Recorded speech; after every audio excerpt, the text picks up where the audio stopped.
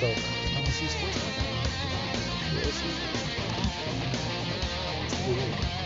cut it. So what happens? We don't see the open tail window to the show. Can we have a little more studio sound? Pierre, more studio sound.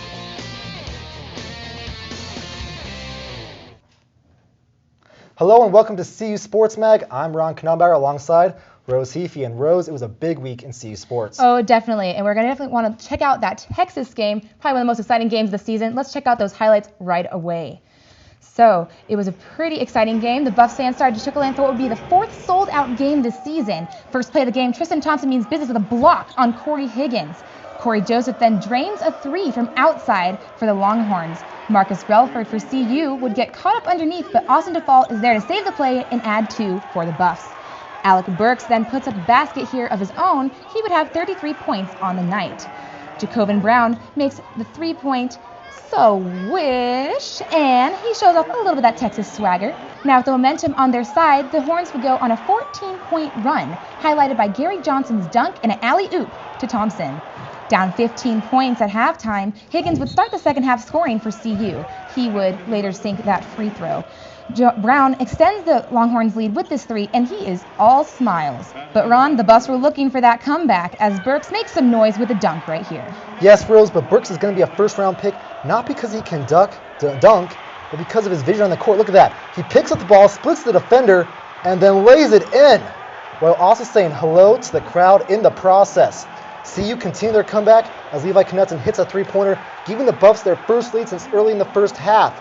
However, Texas stayed close. Jordan Hamilton hits the tray right here, cutting the Buffs' lead to 2 with about 8 minutes left. Colorado keeps the pressure on. Burks misses the three-point shot, but no worries there. Austin DeFault's there to tip it in.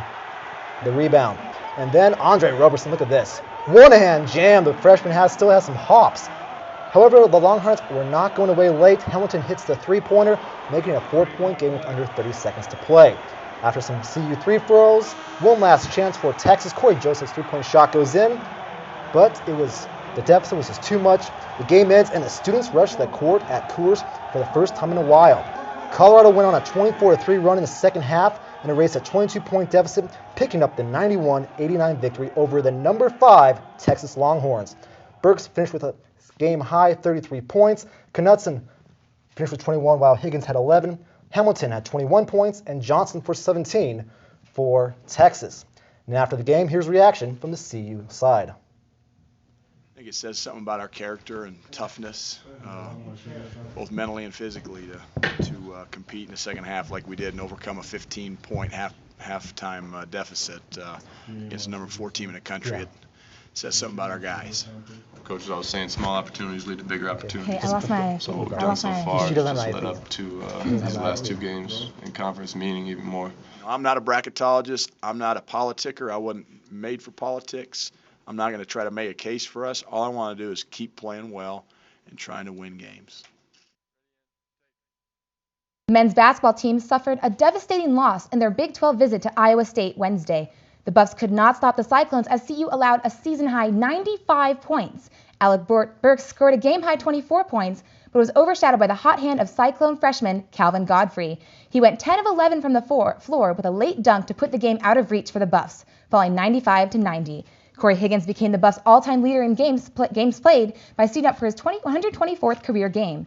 CU needs to get a victory Saturday night against rival Nebraska to try to salvage their March Madness hopes. CU sophomore Alec Burks led the Buffs to 2 wins this week and was named Big 12 Player of the Week. Burks averaged 23 points and 9 rebounds in the Buffs' wins over Texas and Texas Tech. The guard is familiar with the honor as he was awarded the same accolade back in January.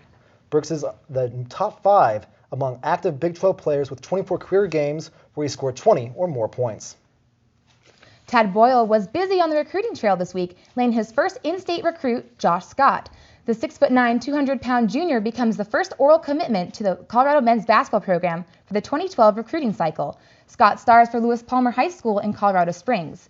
Currently, he is leading his high school into the Class 4A tournament, which continues this weekend from the Colorado School of Mines in Golden. Coming up, we'll fill you in on Britney Spears' big night in Mizzou. And head to Kittredge Field to check out the Colorado's other football team. Stay tuned. Last time, man. women's basketball team finished off their season sweep with the Tigers in Columbia, Missouri. Spears scored 26 points and became only the second player in CU history to surpass the 2,000-point mark. She hit 2 clutch free throws down the stretch to give the Buffs the 63-59 win. The victory ended a 9-game losing streak for the Buffs and brought CU's record back to 500. Colorado continued on the road as they went to Nebraska next. CU's game versus rival Nebraska on Wednesday was much of the same. Senior forward Brittany Spears scored a game-high 23 points to help secure the Buffs' third consecutive win and second straight on the road. After getting fouled in the last seconds of the game, Spears sank both free throws to put the Buffs on top for good, 64-61. The win boosts their record to 15-13 on the season. Colorado will take on number 3 Baylor at home on Saturday. Now our own David LaRose is here to talk a little men's basketball, women's basketball, and maybe some of our postseason hopes, right? That's right. On the men's side, the NCAA expanded the tournament to 68 bids this year, which means that there's 31 automatic qualifiers that win their conference tournament. That also means that there's 37 at-large bids for the other teams to get. Right now, the Buffs are on the bubble. They're at 18-12 overall and 7-8 in the Big 12. They have an RPI of 79, and they have a strength of schedule that's really not that strong at 89. But they do have 5 wins over top 50 RPI teams, which looks really, really good for their bubble hopes. What they have to do right now, though, is they have to beat Nebraska tomorrow. If they don't beat Nebraska tomorrow, then all their hopes at the NCAA tournament are dashed. They're going to go to the NIT. But then once they beat Nebraska tomorrow, then they have to win at least 2 games in the Big 12 tournament. Right now they're penciled in as the 8 seed, where they can move all the way up to number 5, depending on how they do against Nebraska and how the rest of the Big 12 does. Right now, and then the women's side, they right now are 15-13. They're coming off 3 wins in a row against number 15 Oklahoma, at Missouri, and at Nebraska. They're 6-9 in the Big 12, and they're automatically guaranteed a 500 record, which means that they're going to be qualified for a WNIT bid.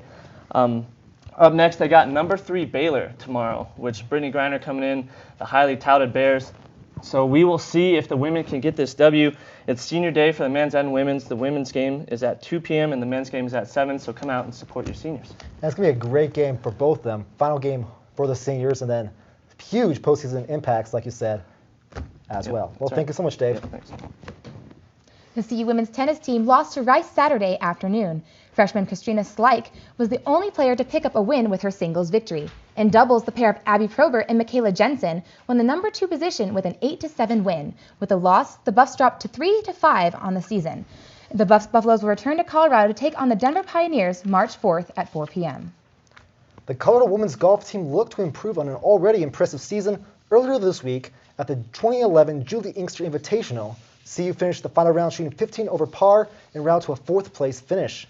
Junior Jess Wallace finished the final round with 13 pars, 2 birdies, and 3 bogeys for Colorado. Also impressive on the tee was freshman Jenny Coleman, who had a career best finish, taking home the 11th spot individually, one shot off of her career high first career top 10. The Buffs will look to redeem themselves this weekend when they head to the Swamp for the SunTrust Gator Women's Invitational from Gainesville, Florida. Senior guard Corey Higgins is currently 5th all-time in CU scoring with 1,866 career points, which brings us to this week's trivia question. Which Colorado men's basketball player has the most career points? We'll have the answer for you later in the show. All right, stick around for more Sports Mag. After the break, Anna Zook takes a look at the men's rugby team. And CU give to Speedy, dances up the left side, big hole, how he did. Touchdown, 28 to play in the third. That makes it 10-6 in favor of Hawaii. Nate Solder showcased his talents in Indianapolis at the NFL Combine last week. Scouts considered him to have the best performance of all the offensive linemen at the Combine. Solder began the day with a personal record by bench pressing 225 pounds 21 times. Gravity was on his side as he placed 3rd in both the vertical and broad jumps. His strong GPA in biology impressed the owners and coaches during interviews. Solder's overall athleticism has predicted him to go high in the first round. Now we're going to throw over to the double team desk where our own Josh Rising and Derek Kessinger will talk a little NFL Combine. Take it away, boys. Welcome back to Double Team. I'm Josh Rising, along with me, Derek Kessinger, and we're going to talk I messed his name up. The NFL Combine has come and gone, And a couple Buffaloes were in representation, and one did well at the Combine, I hear. And that was Nate Soldier, an offensive lineman. He did very well. Some players kind of falter in the NFL Combine. They don't really move up their positioning, but he moved up to be the #1 offensive lineman in this draft. He was really good at all the athletic categories. He finished in the top 4 for all linemen. And people really like his size, his strength, and his athleticism.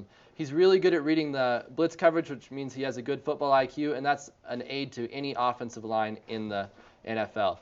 In addition, he really just brings an all-around package, and I think you can see him go in the first round. But the Buffs also had some players on the defensive side. Yeah, Jimmy Smith did well at the Combine as well. He ran a 4.46 40 and a 4.06 shuttle. Now he's considered one of the faster cornerbacks in a very fast defensive back class. And he also bench pressed 225 24 times. So he showed that he's a very strong cornerback as well. But scouts are worried about his frame. He's 6'2", 211 pounds. Now they think that he's tall and lanky, that he's going to have trouble in the NFL. But if you look at him on tape, he shows that he can play at that level. He can play the run, and that's something that a lot of corners won't do. That really helps his stock out in the draft. Now he also he did the pedal drills as well, and he showed that he had good reaction and good footwork. And so if he ever gets in a situation where he's playing the quarterback and he sells a pump fake, if he gets lost with the receiver, he's able to react it fast enough, and I think that he can recover with the receiver as well. Having said all that, I think he has all the attributes to be a good corner at the next level on the field. Off the field, he has some issues as he failed a drug test in 2007, had a couple minor impossessions of alcohol in college. So scouts are worried about his maturity level coming in. So if he's able to answer those questions at the Combine, he should have no problem solidifying himself as a first-round pick in this year's draft. And they also had another cornerback who was invited, Jaleel Brown. He performed pretty well at the Combine. He did very well at the jumping for the vertical, and that really helps with the ball control and the ability to go up and beat the receiver to the ball. He isn't very good at some things. Reading the coverage of the offense is kind of one of his weak spots. He's also not very good at keeping up with a player once he's past him. But the NFL scouts really like that he's moved from offense to defense, and he's progressed so much so far. So if he can really control his ball handling and kind of move that forward a little bit, he might be able to do better in the draft. But all three of these guys, as well as all the other NFL recruits, have to worry about the lockout. Yeah. These aren't the only Buffaloes that have the chance of being drafted, but there's also Scotty McKnight who has a chance of being drafted as well. And for him, he's being projected as a late-round pick to maybe being an undrafted free agent. So what that means is that people like him who don't get drafted in the NFL draft, he may have to decide, do I want to wait and decide to see if there's going to be football in September possibly, or do I need to pursue a different career? What's my #1 priority in life? But guys like Nate Solder, Jimmy, Jaleel, they're going to have to wait until a new CBA is done to decide to see when they can practice, because they can't practice until they get their rookie contract signed. And again, they don't know when the CBA will be signed. It may be September. And if that's the case, what may happen is that they may only get a couple weeks to practice before they actually get to see the field for regular season football. And if that's the case, they may only get limited time on the field during the regular season. And that's going to be a big difference compared to other rookie draft classes. So if the Buffaloes, or if these players want to have a shot of really playing, they've got to hope that the CBA gets wrapped up real soon. Well, that's all the time we have for Double Team today. Let's go ahead and send it back to the desk. Thanks, guys. The frigid waters of Boulder Reservoir hosted the second annual Polar Plunge on Saturday. Our own Andy McDonald was on the scene to tell us about this fun charity event. For some, the initial shock of the second annual Polar Plunge may be too much to bear. The CU Express are just one of many people who got lured into the freezing waters. Just out here to help Special Olympics, get cold and have fun. But the cold bath was for a good cause. It benefited Special Olympics Colorado. And there we go, turning into popsicles. SoCo gives people with intellectual disabilities the chance to compete in physical activities throughout the year. It's a lot of fun, just getting everyone involved, having a good time, just being a little crazy, doing something stupid, and calling it good. Frigid waters and gusty winds aren't stopping people from taking a dip into Boulder Reservoir for a good cause. From the second annual Polar Plunge, I'm Andy McDonald. Sports Mag's Anna Zook hit campus this week to give you a sneak peek into the sights and sounds of Colorado rugby. What do a bunch of guys rolling around in the mud and tackling each other have in common? We're not talking about the Buffs football team, but a lesser-known sport here at CU, rugby. What exactly is the difference between the two sports? CU Rugby captain fills us in. It's like football and soccer mixed with no stoppages, without pads. Founded in the 1960s, over the years, the rugby team has made their name as one of the most successful college teams, especially in 2008 when they went 15-3 and made a trip to the Big Four tournament. Their success is reflected in the number of recruits and diversity of their team. We get them from all over the world, all around the country. So yeah, guys come here because we have a great program here with great potential. Joining the newly formed Collegiate Premier League with big names like Air Force, BYU, and Arizona, and still in the shadow of their 2008 successful year, what are the Buffs' expectations for this season? To be honest, I'm not looking to compare that season to this season because it's a completely different league. I'm looking forward to going out there and getting the best we can, and it's a new era for CU Rugby. With some of their toughest competitors like BYU still ahead in the season, this Buff team is looking to make their own history. I'm Anna Zook, CU Sports Mag. Thanks, Anna. The 2011 Big 12 Indoor Track and Field Championships in Lincoln, Nebraska proved to be a tough test for both the men's CU and women's track and field squads. The men finished 11th in the event, while the women could only look up, finishing 12th overall. Liz Tremblay had another great performance for the women as she took second place in the 800-meter run. On the men's side, Adam Salzman recorded a personal record, 5,282 points in the heptathlon, good for third best in Colorado history. The Buffs still have one more shot to qualify in select events for the 2011 Indoor National Championships in College Station, Texas this weekend. Emma Coburn did it again. The Buffalo Junior captured her second individual 3,000-meter run at the 2011 Big 12 Indoor Track and Field Championships last Saturday. Coburn became the sixth fastest performer in CU history with a race time of 9 minutes and 17 seconds. The Crested Butte native led throughout the race and only seemed to add to her enormous lead by the second. Eating Coburn's dust was Lucy Kennedy from Iowa State, finishing almost 6 seconds behind Coburn. Stay tuned. After the break, Shannon Lee will tell us our weekend forecasts and what are some of the most popular ski resorts. And the soccer team played their only spring match here in Boulder.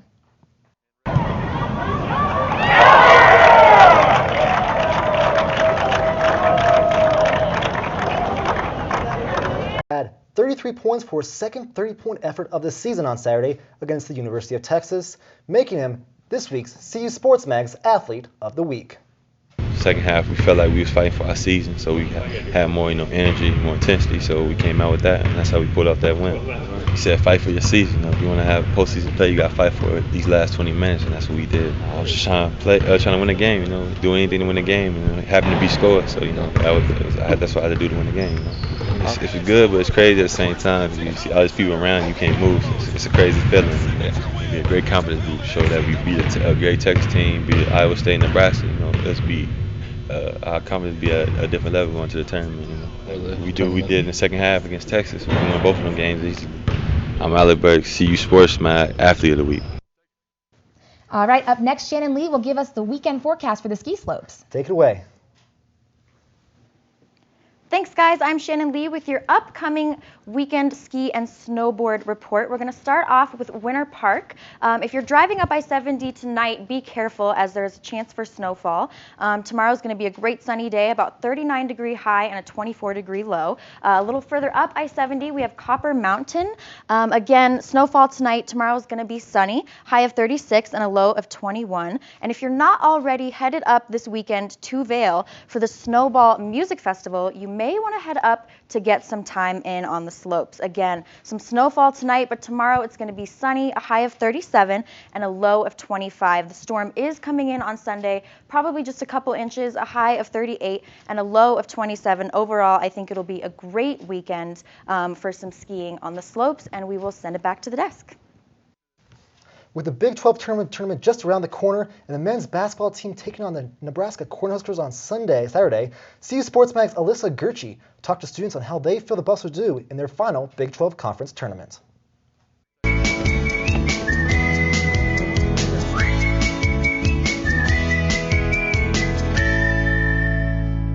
Hi guys, this is Alyssa Gurchie, and I'm here at the UMC asking students what they think our chances at the men's NCAA basketball tournament are. I think the men's basketball team still has a chance at the NCAA? Yeah, I think we just have to win out, win some conference victories, and I think we can do it. We've been pretty strong all season, and I love watching the basketball team, especially this season. So yeah, I think we can do it. Yes, I think that sports teams always have a chance if they can get the right spirit. Do you think we'll beat Nebraska this weekend? I hope so, yeah. Pretty tough at home. No, I don't. Actually, I don't think it's possible. I really hope so, but yeah, I do. I have no doubt in my mind we can do it. So. Do you know where the Big 12 tournament is played? No. I do, actually. Kansas City, Missouri. I do not. I believe Kansas City. It seems like students don't have much hope in the Buffs to get an NCAA tournament bid, but we will see if they win on senior day to keep their hopes alive. CU Sports Mag, this is Alyssa Gurchie. Thanks, Alyssa. CU's women's soccer team the women's women took Colorado College on this Thursday in their only home game of the spring season. The Tigers almost got on the board early, but sophomore goalkeeper Annie Brunner laid out to keep it tied. On the Buffs' next possession, Shay Marshall pounced on a loose ball and sent a laser into the upper 90 for a 1-0 CU lead. Colorado College had a chance to tie in the second half when Cassie Fitzpatrick took down Glenn Froscher in the box, but Brunner was the hero again, making another diving stop. With the 1-0 win, Bill Hempen's squad is now 2-1-1 this spring. The Cricket Wireless Campus Rail Jam Tour hit the hill on Thursday, dumping almost 20 tons of snow for this open forum event. The free competition is designed to attract skiers and snowboarders in Boulder to show the world what they've got. Those owning the array of urban rails, jumps, and boxes will receive cash prizes upon winning the event. Last year, the Rail Jam attracted thousands to the hill, and this year is expected to be much the same. The Colorado football program has announced its complete 2011 season schedule. CU will play new Pac-12 opponent Cal in Boulder, but the game won't count against either team's conference record. The Pac-12 has approved the game, so both the Bears and the Buffs can fulfill their contractual obligation. Colorado will also welcome Washington State, Oregon, USC, and Arizona to Boulder next season. In addition, CU will continue its rivalry with Colorado State at Invesco Field at Mile High on September 17th. I know you've been patiently waiting the whole show for the answer to this week's trivia question. Here it is one more time, just in case you missed it. Which Colorado men's basketball player has the most career points? The answer? Richard Roby with 2,001 points from 2004 to 2008. Higgins needs 10 points to finish fourth all-time in scoring. Rose, a big game, we beat Texas. Nebraska senior night, Corey Higgins' final game. Are you excited for that? I am so excited for this. I mean, it's our last Big 12 matchup against the Cornhuskers. We have to end it on a good note and just be, hey, Nebraska, you're in our house. It's time for us to win. And it's a rivalry game. You don't want to lose to your rival, right? Oh, definitely. What do you think this is going to mean for our seniors? It's going to be a big game. It's already going to be a sellout.